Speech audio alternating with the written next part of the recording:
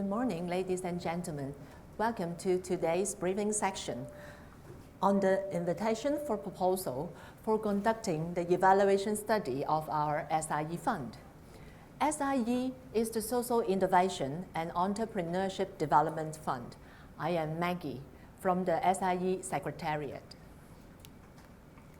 Here is today's agenda. First, we will introduce you to the SIE fund. Then, we will talk about the requirements and objectives of the evaluation study, as well as the procedure for proposal submission. Finally, we will have the Q&A section. Now, may I invite Mrs. Lau from the SIE Secretariat to tell us more about the SIE fund. Mrs. Lau, please. Thank you, Maggie. Good morning, everyone. Welcome to the efficiency unit. It is good that I see some familiar faces here who may have a bit of knowledge about the SIE fund. But it's equally actually excellent to see new faces as well, because one of our roles is actually to reach out to various parties to talk about what we're doing, and also let people involve into social innovation in the community as well. So welcome especially to those who are new to us and who are new to the SIE fund. At the end of the day, this is a competitive sort of bidding. So there could only be maybe one organization who could help us through these 3 years of engagement. But rest assured, I hope the dialogue will be kept open, even though you may not be able to successfully win the bid. Because at the end of the day, I think we will have, on an ongoing basis, different work that we may need your help and your expertise as well. So please sort of bear that in mind. As Maggie earlier introduced us, today we have Maggie, myself, who are from the Secretariat, but we also have Dr. C.K. Law, who's one of our task force members, who is really also a core team member of the research work that the SIE fund is doing. So we will be sort of talking a bit about the fund and also the details of this engagement and the brief that we have. Before I go into an overview of the SIE fund, perhaps I should also mention that evaluation is actually very important to us, especially on the effectiveness of the fund. And we actually discussed that right at the start when we start the fund. But it is not an easy task because social innovation is new, kind of emerging in Hong Kong.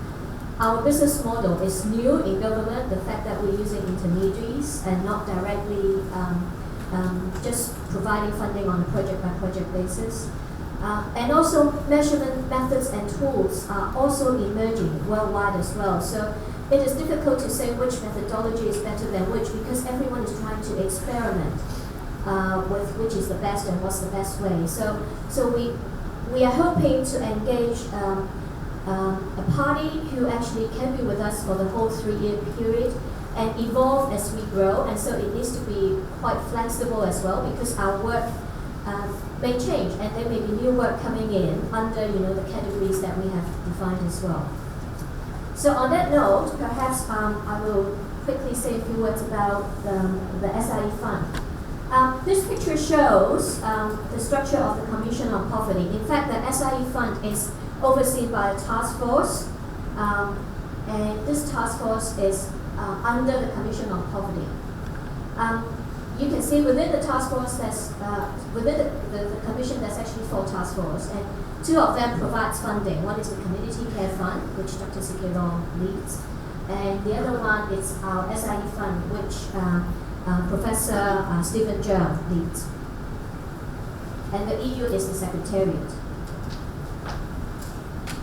The objective of the SIE fund, in the discussion in the task force, we actually deliberately set the objective quite wide and quite broad, because we really wish to nurture more social innovation and build this space together with people in the community.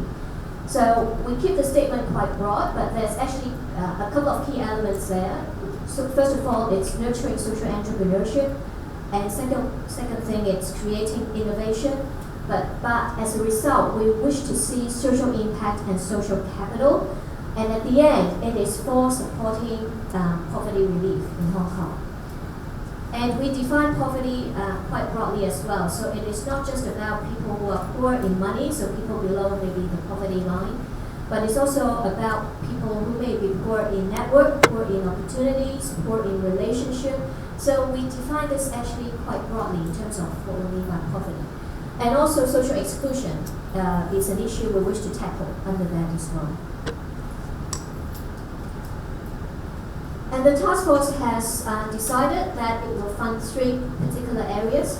The first area is research, and that's why we are now issuing this first piece of research, which we see as of a high importance to us. And the other 2 areas is capacity building and innovative programs. And for capacity building and innovative programs, we will mostly work through what we call intermediaries to help us deliver those programs and funding schemes. So I will probably say maybe a few words about intermediaries as well. We have we have just the slides in fact will be put up onto our website later as well. In terms of the intermediaries, earlier in this year we have engaged our first batch of intermediaries, and it includes 4 of them. As you can see, it is quite diverse. It comes from different sectors as well. For example, there's an NGO, the Hong Kong Council of Social Service.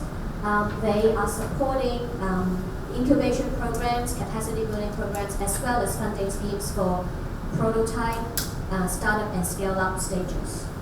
The PolyU, in fact, it is the team that actually looks at entrepreneurship and also looks at social innovation that works together and provide us with a program that hopefully will use service design and technology to drive innovation.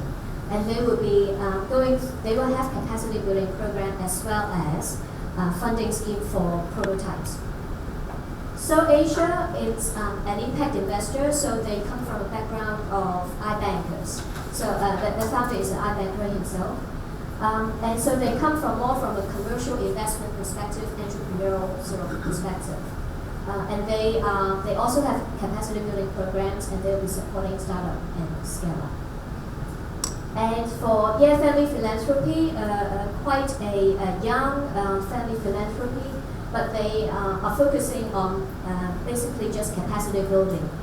They have started a credit-bearing course, piloting it in the last 2 years in Hong Kong USD, and we are funding them to actually bring this to another university as well. So overall, in this first batch of intermediaries, we are engaging them for 3 years, and from the outcomes that they anticipate, we are hoping that in 3 years' time, we would have engaged about 2,700 participants, about 700 ideas will come out of it, and we will fund probably around 100 projects. And perhaps lastly, about 2 other areas of work that we are focusing on as well. Other than intermediaries who will be providing funding schemes and funding innovative programs, the task force will also look at shaping what we call flagship projects. And these are projects that we see have a more macro and broad effect in Hong Kong, or broad issues, which the SIE Fund thinks we may be able to play a role to address some of the broader issues. One of the examples that you see up on the screen is food support, which at the moment we are calling for proposals for food support, and we are evaluating those proposals. The reason we select food support is because there are a lot of very good bottom-up initiatives and social enterprises in the food support sector. But if we step back and look at the whole of Hong Kong, really the resources are not well spread. So most of them, for example, are focused in urban areas rather than new territories. And also the logistics issues, the cost issues, is in fact a hindering factor in growing this space, so that it can meet really many of the service recipients. So from a macro perspective, we see that perhaps the SIE Fund could play a role, and so we ran a workshop with multi-sector, cross-sector people from business and also NGOs and government. And at the end, we come up with, the team actually comes up with the idea that we need to have an information exchange platform. So that's an example of a flagship. We will continue to sort of try and identify and shape maybe other flagships similar to this as well. And outreach, as I said when I started, outreach is actually an important factor because building awareness, getting more and more people involved and taking actions and participating in social innovation is important as well. So outreach is actually a core part of our work as well. So I think that hopefully gives you an overview of what the SIE Fund is. The Secretariat team, including Maggie and some of my colleagues out at the back, and Godfrey as well, will be here for your questions and answers. And also, if you wish to sort of have more detailed discussion after the briefing, they're happy to sort of talk to you about what we're doing as well. So on that note, perhaps I'll hand back to Maggie for the study. Thank you. Thank you, Mrs. Lau, telling us what the fund is, what we are doing, and what we want to do, and what we are going to do. It is very important for us to first get a feel of the SIE Fund before we entered into the second part about the details on the evaluation study.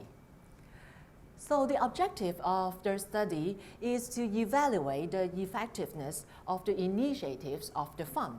We would like to see how well they are doing in achieving the objectives of the fund. Initiatives basically involves all the work of the SIE Fund, including our strategies, approaches to run the fund, our projects, programs, events, and activities, etc.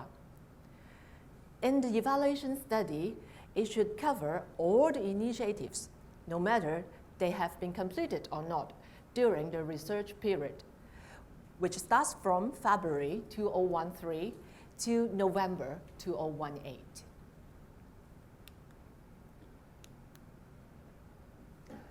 As of last month, we have do some statistics around what we have done and what will be going in the pipeline. So there are about 6 outreach projects which have already been completed. Because our fund is newly established, so many of the initiatives are still under planning. So far, we are working on around 18 projects which are in the pipeline. And we are also expecting about 100 projects coming up in the next 2 to 3 years. Well, it's quite impractical for us to really commit the actual number of future developments of the fund at this juncture. So this picture only shows us our latest projection. So it's still subject to change. Therefore, it's very important for the consultant to remain flexible to cater for our future developments of the fund. About the scope of the study. The study should assess the performance of the fund as a whole, as well as the work of the intermediaries and our social innovation implementers. The social innovation implementers are those organizations which help us to deliver the innovative programs. The assessment can be done in terms of financial impacts as well as non-financial impacts, such as our good practices or success stories. The study also has to appraise the effectiveness of our initiatives and to identify our critical success factors and the learning points. Last but not least, the study should help us to identify and recommend areas of improvements for us to manage and sustain the fund better in the future. Now this part, may I invite Dr. C.K. Law members of the task force to tell us more in-depthly about the technical requirements of the study.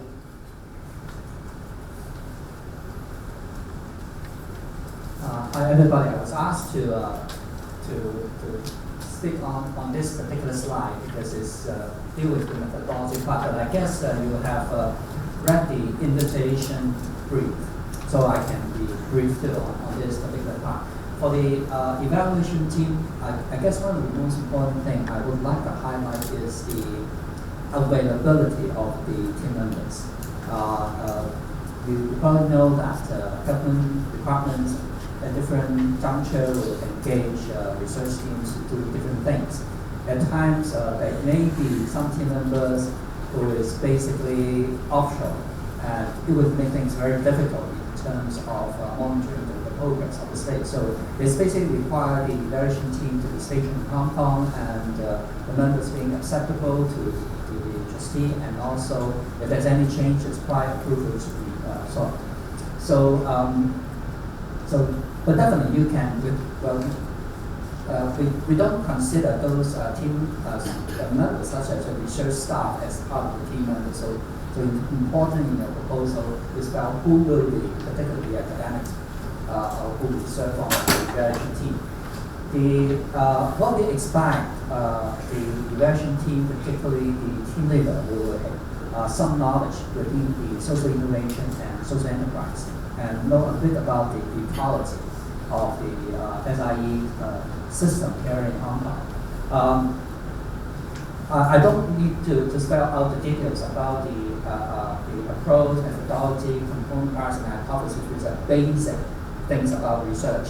About the impact measurement model, you expect to look at and propose methodologies, or sometimes we call them social impact methodology or social impact assessment methods, etc. One particular element we expect that to be included will be the social return on investment, the SROI, okay, which is we consider as important, particularly because the SIE fund is a public money, and we expect to see if there's any measurable returns on these investment activities of the government. So this element, the SROI, is an essential part of the impact measurement model. You can propose actually more than just one model. The work plan, as you know that we mentioned about the coverage of the study is all the way up to November 2018. Okay, so your work plan has to extend all the way, at least a couple of months after November 2018 to have the whole thing being completed.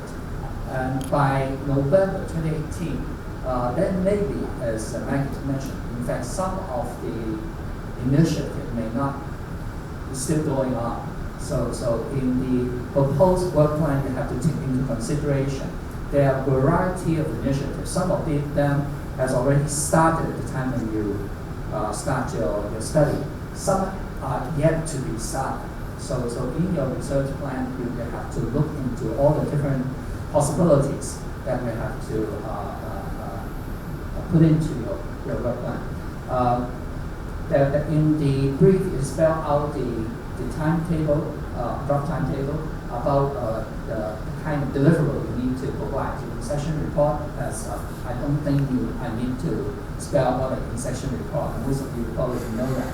After we engage the team, the research team, and required to finalize the methodology, and that's the session report. And then there will be quarterly progress reports and also interim reports and the final report.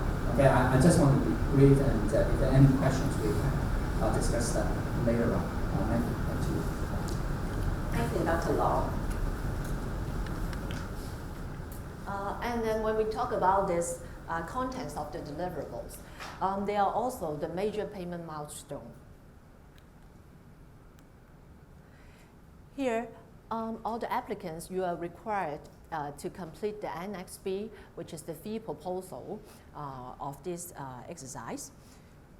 In the Annex B, Apart from the total lump sum service fee to be charged in Hong Kong dollars, you are also required to propose a split by installment against these five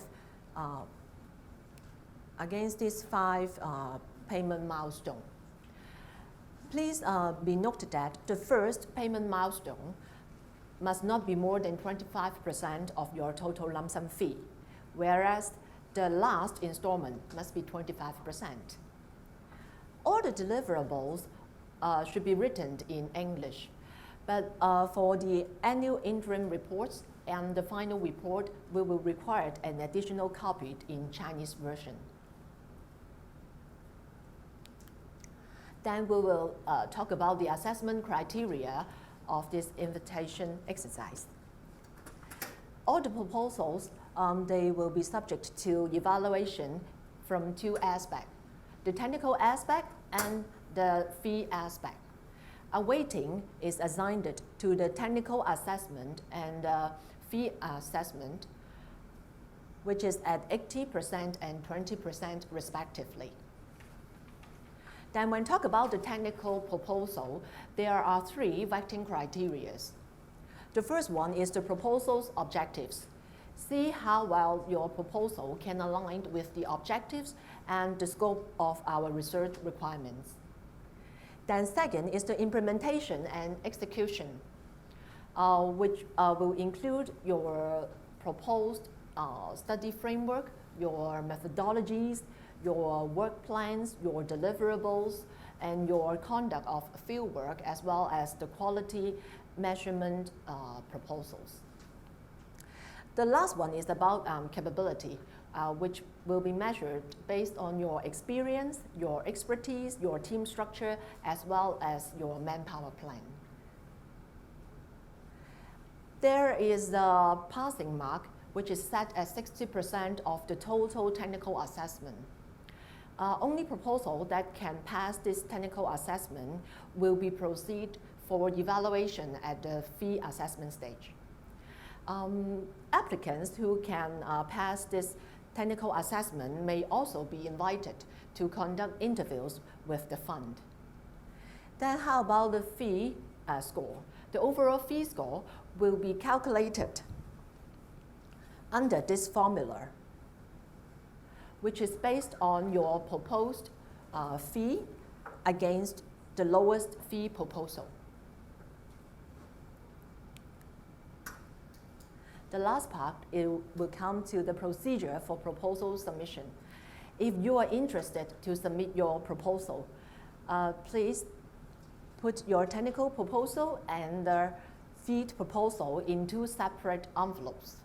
And then under a plain envelope, marked evaluation study of the SIE fund. Then deposit them in the collection box at the lift lobby on this floor. The proposal submission deadline will be noon of the 3rd November 2015. Late submission will not be considered. So that's the end of our presentation, and we would like to look forward to receiving your proposal before the deadline. Thank you.